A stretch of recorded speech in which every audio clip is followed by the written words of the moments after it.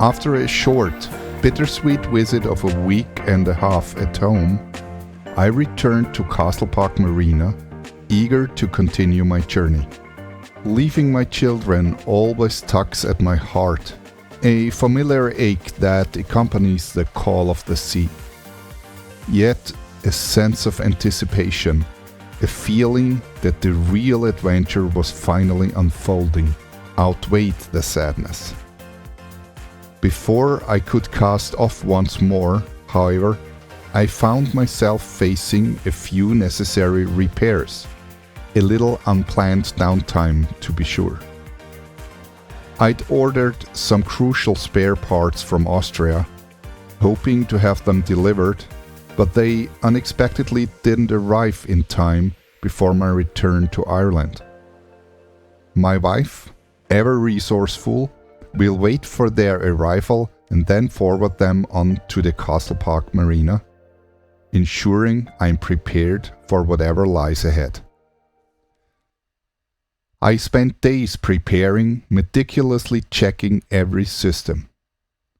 Portholes, windlass, oil change, sensor installation, the list went on. Finally, everything should have been ready. July 15th, I was set to go. But then, the inevitable. I turned the key, expecting the familiar rumble.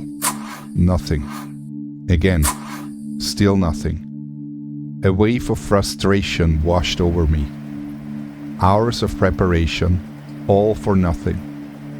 The battery was utterly dead. A sinking feeling settled in my stomach. The diagnosis was clear and infuriating. The patient had flatlined at 7 p.m. Saturday offered no immediate solution. A replacement battery wouldn't be available until Monday. The delays were mounting, and my frustration grew. I remember vividly the initial excitement pouring over charts, imagining the pristine beauty of the Arctic, the thrill of navigating those icy waters. Now, those dreams felt impossibly distant. I'd already lost a week in Sardinia, a week in Spain, and now another 2 weeks here in Ireland, all due to delayed parts and unforeseen issues. And now, a dead battery. The cumulative effect was devastating. I was at least a month behind schedule. Sailing into the Arctic requires a strict timetable, and it slowly dawned on me that the goal was slipping away for this year.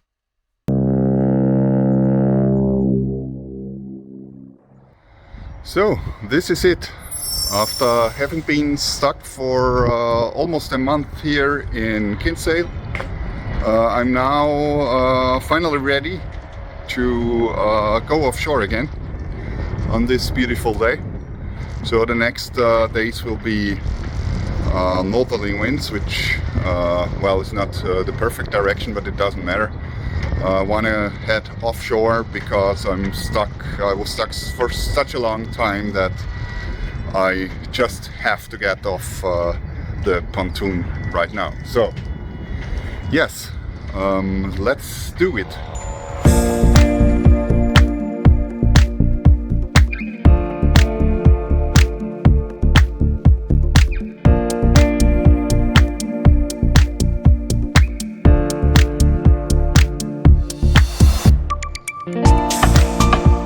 Finally, on July 19th, I cast off the lines and began my journey downstream, following the Bandon estuary.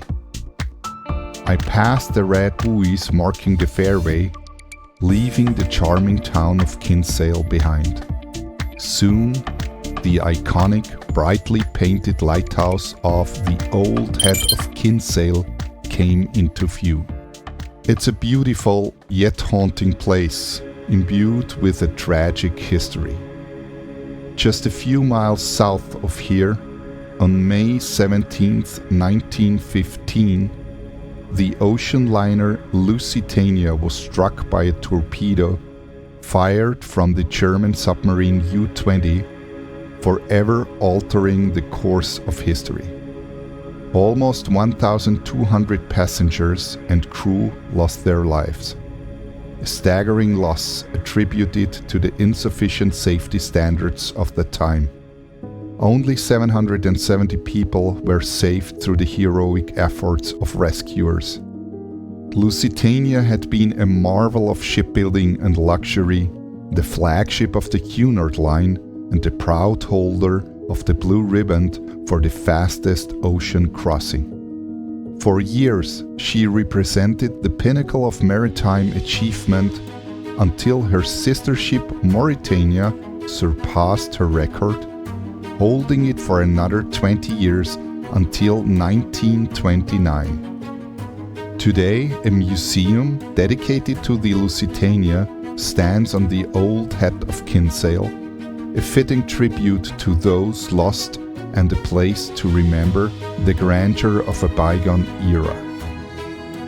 I personally don't care for modern cruise ships at all. They feel like floating hotels, lacking the elegance and character of ships like the Lusitania. I would have loved to voyage on a classy ship like her, to experience the romance and luxury of ocean travels as it once was, a true marvel of shipbuilding. Under sail, I steered my bow towards the southwest, a course so many ocean liners had taken a century before. I imagined them, vast, elegant ships filled with thousands of passengers, each one carrying a heart full of hope for a brighter future in America. They were leaving behind a Europe riddled with hardship, a continent that seemed to have failed its people in so many regards.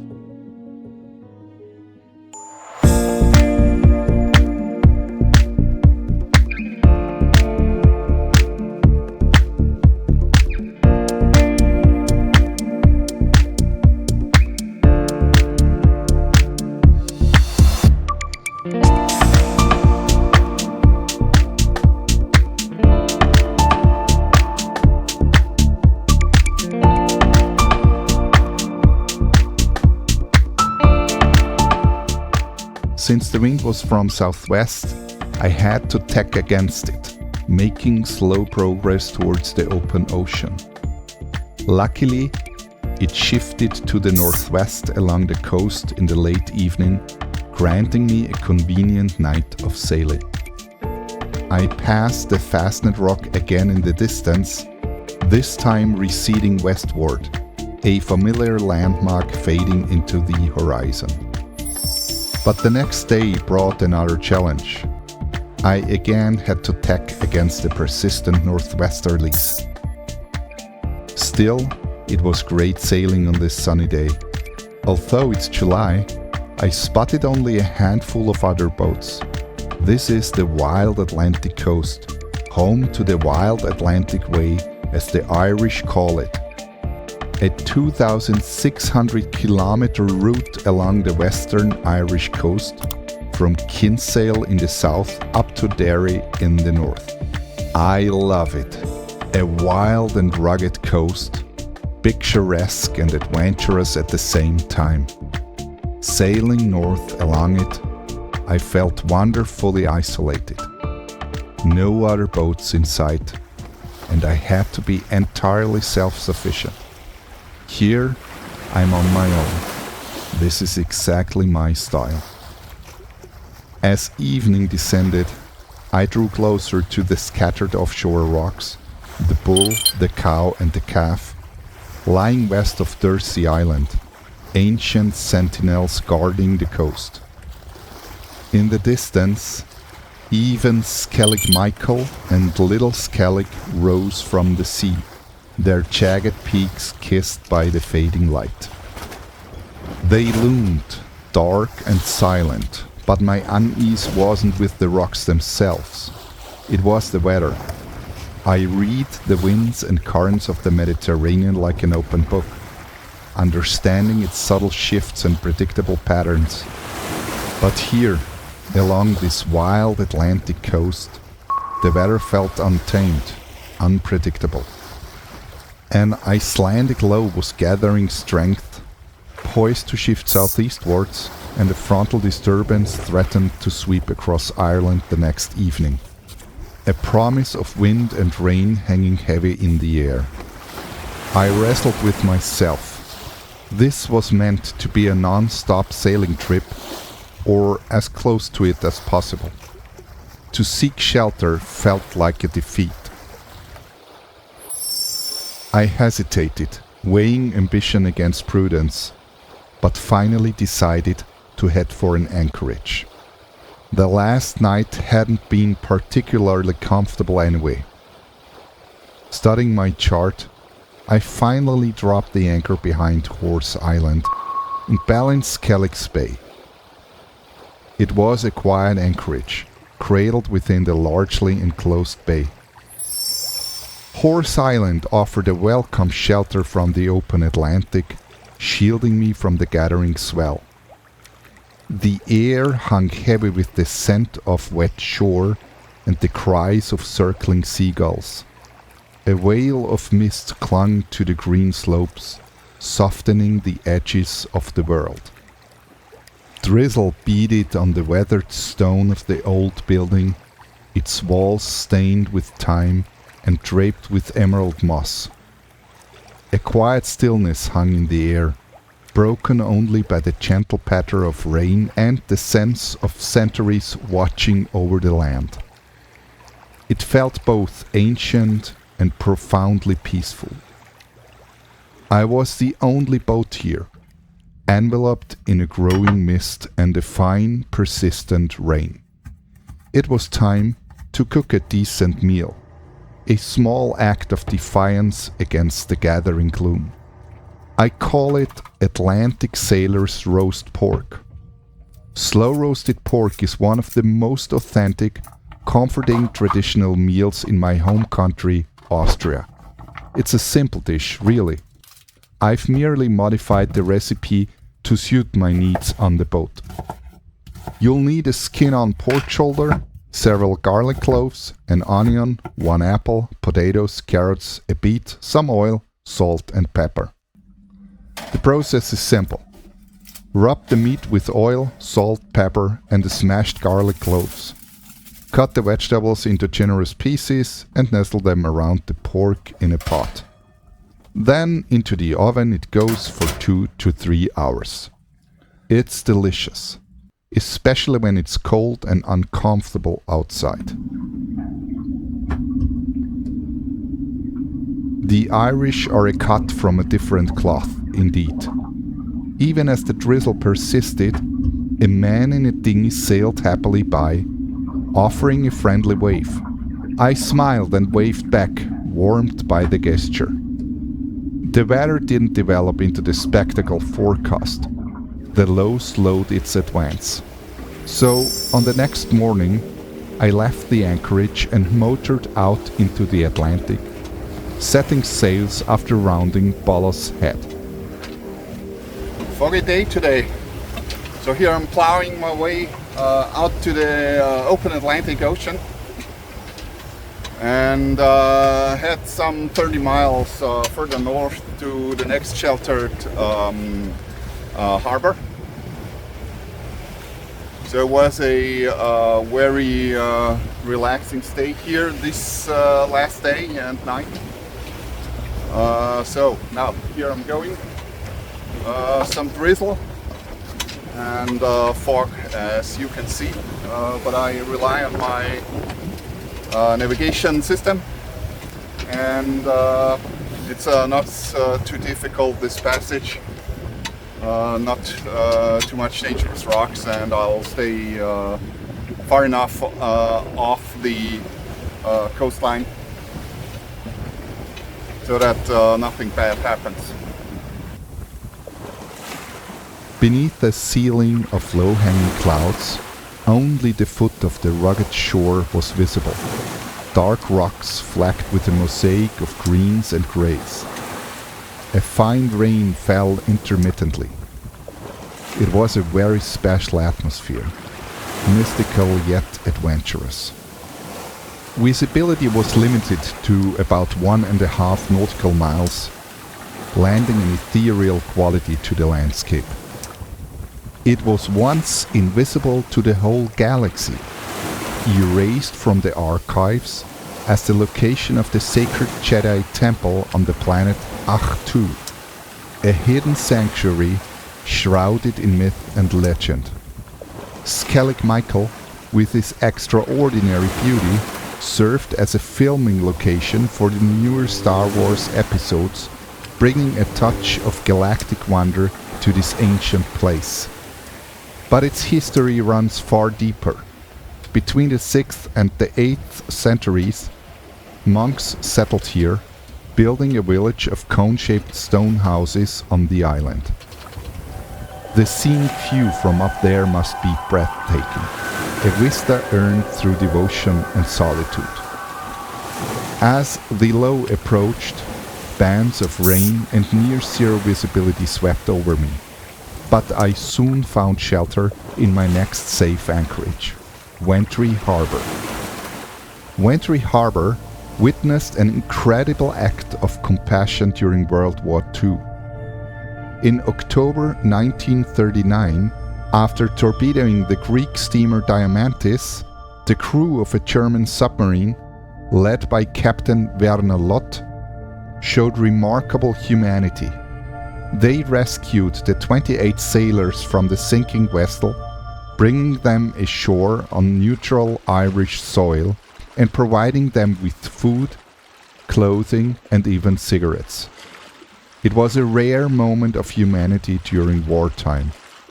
The very crew who sank the ship then risking themselves to save the lives of those on board before leaving them into the care of the local community. The night brought uncomfortable conditions, but the next day dawned brighter. I could see people walking on the beach, and the cheerful sound of children playing drifted across the water. The Irish had learned to live with their weather, not against it. This resilience gave me a positive vibe, and I intended to rethink my personal mindset, to find a similar acceptance and peace amidst the uncertainties of the voyage. I studied the weather forecast and planned accordingly. The low was passing, but a trailing trough meant I'd wait another day in this large, natural, safe harbor. I used the time to address some practical concerns, a troublesome freshwater supply, and a host of other small repairs. But a larger concern weighed on me. It was now clear that the plan to reach the Arctic was definitely gone. Too late. The realization threw me back, leaving my mind adrift without a goal. I'd worked for years, dreaming of the high north, and suddenly I was without a plan, unmoored from my purpose. So I spoke with my wife. We've always worked as a team, particularly in difficult situations. And she didn't suggest, she almost commanded me to go for Iceland. The decision was made. On the 24th of July, I left Ventry Harbour, a new course set, a new purpose discovered.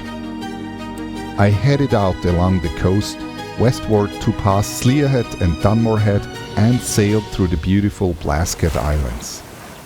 One of them, Tyrrwch Island, is often called one of the westernmost islands of Europe, though the claim is complicated. Some rocks lie slightly further west, and the Azores and Iceland both partially rest upon the European plate, extending further still. Tyrrwch Island is divided into two parts, connected by a narrow neck and pierced by a natural arc below, visible even from the distance. Once, a lighthouse keeper and his family inhabited it, but not now. Only various kinds of petrels call it home. The wind was from the northwest, and I sailed into the first night. In the morning, it died completely, and I waited patiently for its return. North stations, all stations. This is Shannon Bantry, Valencia, Cork, Galway, and Med Coast Guard on you. The sea area forecast issued at 1800 hours today, Monday the 24th of July, valid until 1800 hours Tuesday the 25th of July. The meteorological situation at 1500. Ireland lies in a moderate northwest airflow between low pressure of 9 or 5 hectopascals over Norway and high pressure of 1032 hectopascals near the Azores. And the forecast for Irish coastal waters from Carlingford Lough to Carnsore Point to Dungarvan, and for the Irish Sea, wind north to northwest, force 3 or 4, variable at times near the Irish coast, soon becoming northwest, force 4 or 5, and becoming southwest, force 4 or 5 during Tuesday.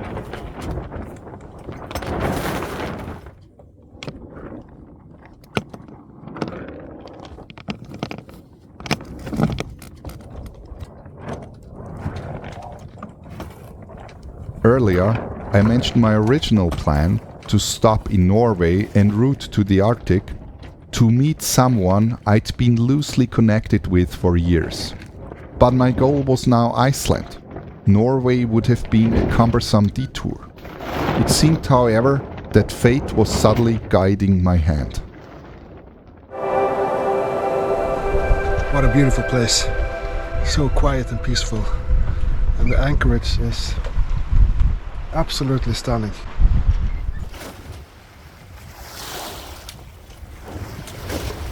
According to his Instagram stories, Eric was at this time heading for the rugged Outer Hebrides, embarking on a new adventure. Perfect. These islands lay not far off my route. I contacted him immediately. 3 years prior, I promised to sail to him one day and share a beer to talk about all things sailing. Now, the chance had arrived. I immediately decided to take it. Beautiful sailing day today. Unfortunately, it's not always like this. I crossed over this great gulf on the western side of Ireland. So here in front, this is called the Slime Head. That's where I'm heading to, or let's say I'll pass at Slime Head to the west. There we can see the shore, and there is even another sailor. I haven't seen any sailors since days. Yes, and here I'm coming from.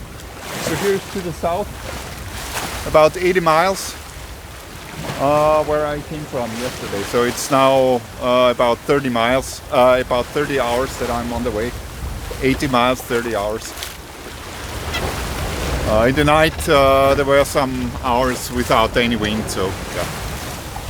However, that's beautiful summer sailing in Ireland.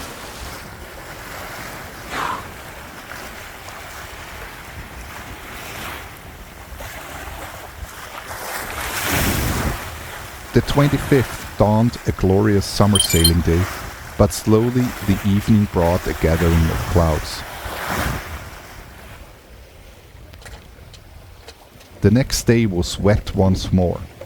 Low pressure systems relentlessly rolled across Ireland every few days, a constant rhythm of the sea.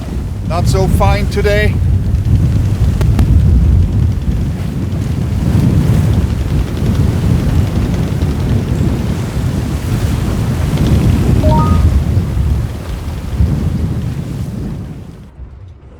Yet I remained committed, sailing further north.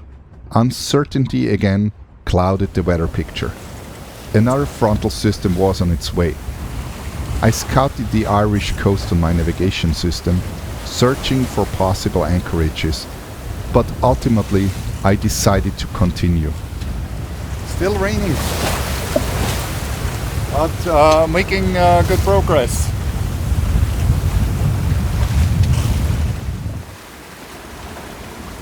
I knew I could handle it, so I sailed into the next night, trusting that this challenging weather would also bring the good winds needed to carry me further north.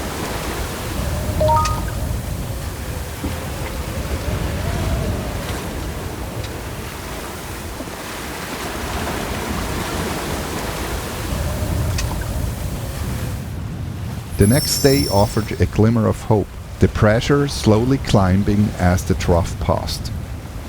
I made good progress north and even caught glimpses of sun breaking through the clouds. Good morning. New day.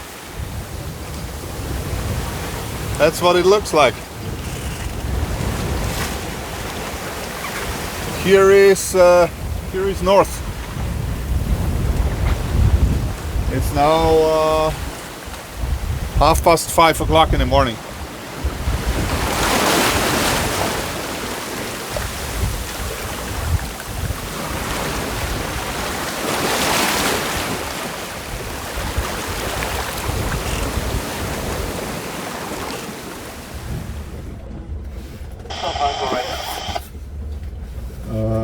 I have to get up. I have to get the flag up since I left Ireland. I'm still in offshore region, not in coastal waters, but not to forget. So let's hoist the British flag.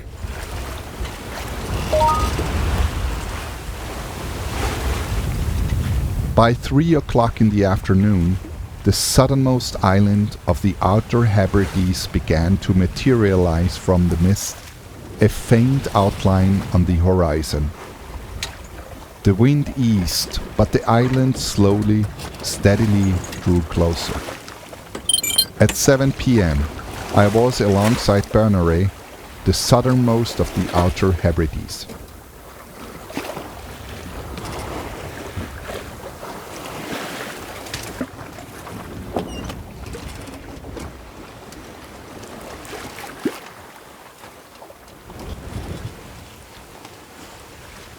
A weak current ran south and the light wind pushed me forward only very slowly. So I dropped the sails and continued under engine, with another 10 miles to go before reaching a suitable anchorage. So these are the Outer Hebrides here. So originally I didn't intend to actually come here, but if I'm lucky I can meet somebody here. So actually we are already in contact on Instagram. Let's see, maybe we can arrange a meeting. I'm pretty excited about that. The mystical green islands didn't reveal their full beauty, veiled as they were in haze and low-hanging clouds. Ribbons of fog and drizzle drifted over me as I headed for the large, well-protected bay on Vatersay. At 9:30 in the evening, I finally dropped the anchor into the sandy bottom. It had been a long day, and I gratefully fell into my bunk. The next morning dawned windy but beautiful, and I took the time to soak in the stunning scenery of these remotely located islands, a landscape forged in a harsh environment. Low green hills rolled towards the sea, dotted with mossy rocks, grazing sheep and cattle, and stretches of sandy beach. Abandoned buildings rested silently in this mystical landscape, remnants of a life lived close to the elements. And yes, like the Irish, the Scottish are a different kind of people.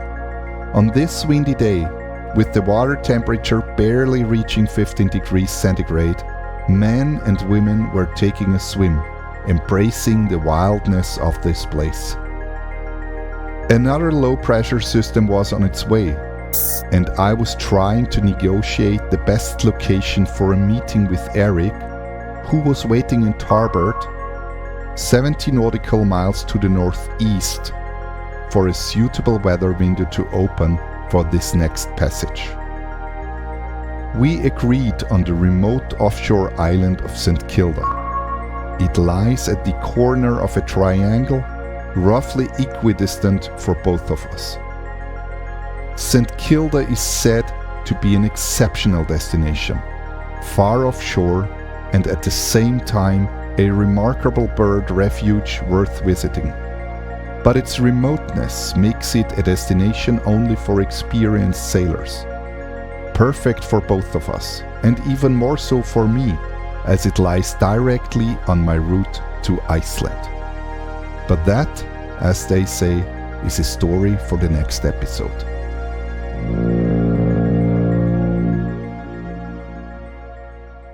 Welcome to episode number 4.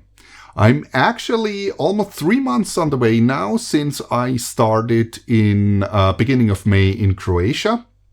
However, I told you the story that I lost more than 1 month with just sitting around. Although, to be correct, I had a very nice holiday of about 1.5 weeks with my family at home. But the rest of the time was waiting, so of this month that I lost, waiting for packets to arrive and waiting for weather and so on. However, here I'm pretty far away from home now in the Outer Hebrides in the Ventry Bay, which is on one of the southernmost islands of this archipelago. And it's really a definitely breathtaking landscape here. I love this. These green, smoothly sloped islands here. And it's actually countless islands all around everywhere. And I call it the Kornati Islands of the North. So if you're not familiar with the Kornati Islands, this actually is, let's say, a very similar archipelago in Croatia. It's a lot of small islands grouped together like here in the Hebrides. But in the Mediterranean, so in the Adriatic Sea. And these are very scarce, low islands with shrubland everywhere. And well, they are inhabited by a few people, but just a few people, and mostly sheep and some donkeys. And the only trees there are olive trees, which are planted intentionally. But it's a really beautiful place there. So if you are visiting Croatia at one time with the boat, so it's definitely worth going there. Just don't forget to buy a ticket because it's a national park. But it's no problem, you can buy it online. So, and you have a link up here in the corner to a video which I made about 4 years ago, in which I will go to or go through this Kornati Islands. Unfortunately, the video is in German, but however, you will still get it and see how it looks there. I can just really recommend it. So back to this video. Actually, here are some numbers. I went from Kinsale in the south of Ireland to the Ventry Bay here in Scotland. And this trip was almost 600 nautical miles, so 580, something like that. And I had a total trip time of about 9 days to come here. And this was really a great experience for me, since it was in a solo passage in a, for me, pretty unknown region so far. And this was really great. So a great experience, but it also created some tension, as you might have guessed during this video, mainly because of the weather, which is pretty challenging. So, well, just to get me right, the weather in the Mediterranean is also very challenging and is very often underestimated, but I'm pretty familiar with it. But here in Ireland and around these islands here, The weather is challenging and I'm not really familiar with it. So I had to learn and understand the patterns to get it, which of course created some tension, as you might guess. So, and what else happened? Yes, I didn't tell it in the video because I had no footage at all. But before I entered Ventry Harbour, I, of course, ran the engine, and suddenly the engine alarm went off. And this, of course, created some tension for me, and I was totally baffled what happens here now. Didn't expect it at all. And I had to investigate, of course, the issue. And it wasn't a big issue. I finally found out that the exhaust temperature sensor failed. So the sensor itself failed. There was no alarm. And no critical situation. Was the sensor which died. And in a later episode, I will then replace it somewhere. Okay, however, that was it. What else? Give you a brief overview about what will happen in the next episode, in number 5. This will then be when I start here in Vetersee and am crossing over to Iceland, where I will finally end up in Reykjavik. And this will be a pretty exciting pure offshore passage, since there is nothing in between except the North Atlantic. And as I told you in this episode, I'm preparing a meeting with Eric and on St. Kilda. And you will see, well, in the next episode, what will happen. So, stay tuned until the next episode. If you like my videos, please consider to press the like button and subscribe to my channel. And let me know what you think in the comment section below. Of course, where's my book? Oh, it's here. So if you can read German, consider to buy one of my books. There are also charts in this book. For example, here, this is the passage from Vetersee to Iceland. And you may have noticed that I have always some charts in my videos with different style. So I like charts and I create them myself. Also the style and so on, and it changed during the episode several times. You may have noticed this small detail. However, there are very nice charts in here in this book as well, and the book contains a link where you can even download the charts as PDF. So that's the book, and that's it so far. So stay tuned, stay salty until the next episode. I'm Bernhard from the Austrian Mountains.